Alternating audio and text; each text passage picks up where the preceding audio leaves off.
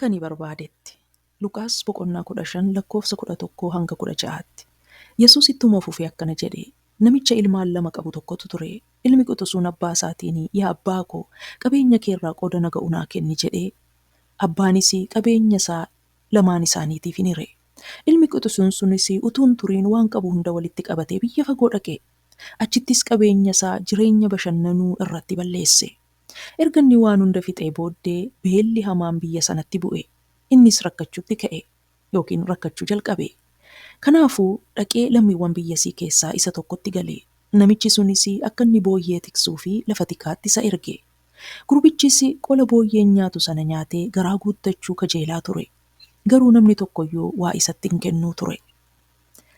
Akkuma mucaan kun seenaa kana keessatti godhee anoo of hin bulchaa, horiin koos akkan barbaaden godhaa, akkan barbaadeettan jiraadhaa, waanan barbaaden murteessaa yeroo jennu inni kun of gammachiisu jedhama.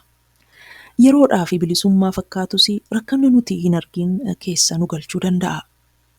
Mucaan mana abbaa isaatii bade kun yeroo jalqabaa nyaatee dhugee bashannanaa ture. Gaafa horiin jalaa dhumuu fi gaafa beelli lafa sanarratti ta'u garuu baay'ee rakkate. Namni ilma abbaa isaa ture amma garba namaa kan booyyee tiksu ta'e. Egaa of gammachiisuu fi bilisummaa inni yaade kun isa sobaa waan ta'eef gara garbummaatti isa geesse. Mucaan seenaa kana keessatti agarru yeroo mana abbaa isaa ture waan barbaade hin godhuu ture. Seera mana abbaa isaatiitiin bula. Qabeenyi isaa kan mataa isaa utuu hin taane kan abbaa isaa ture. Of gammachiisuu fi akka barbaadetti ta'uu baatus eegumsaa fi geggeessaa abbaa isaa jala waan tureef waan sodaatu hin qabu. Abbaan isaa waan inni barbaade utuu hin taane waan isa barbaachisu waan isaaf kennuu fi hin beela'us hin rakkatus ture. Waan abbaan isaa irraa isa dhowwu hundi waan isa miidhu ture. Abbaan isaas waan isa jaallatuu fi akka inni hin miidhamneef jedheetu irraa isa dhorkaa ture.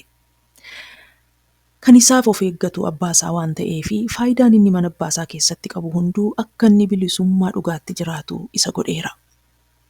Jireenya keenyatti yoo deebisne egaa of gammachiisuun waan Waaqayyo hin barbaadiin yookiin waan inni nu dhorke gochuun miidhaa guddaa nutti fida. Yeroodhaaf gaarii fakkaatus gara kiyyoo garbummaatti nama geessa. Namoota suusitti hidhamanii jiraatanii gaafadhaame akkamitti akka isaan jalqabanii yeroo jalqabanii of gammachiisuuf jedhaniitu jalqabu.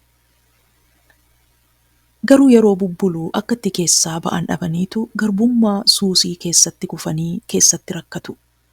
Kanaaf gaa bilisummaa dhugaanii akka yaadaa fi fedhii keenyaatti jiraachuu ituu hin taane akka fedhaa fi yaada Waaqayyootti jiraachuudha. Waaqayyo waan nuuf ta'u beeka. Waan fuula keenya dura jirus fageessee hin argaa.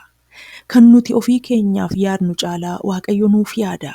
Kanaaf karaa mataa keenyaa irra utuu hin taane karaa Waaqayyo irra adeemutu jireenyaa fi bilisummaatti nu geessa. An ofii kootiif ofii beekaa karaa koo fi yaada kootu caala jechuun akka mucaa seenaa isaa barannee gara beelaa, rakkinaa fi garbummaatti nu geessa. Kanaaf Waaqayyoof abboomamaa mana isaa keessa jiraachuun nuuf gaariidha. Waaqayyo nu haa gargaaru.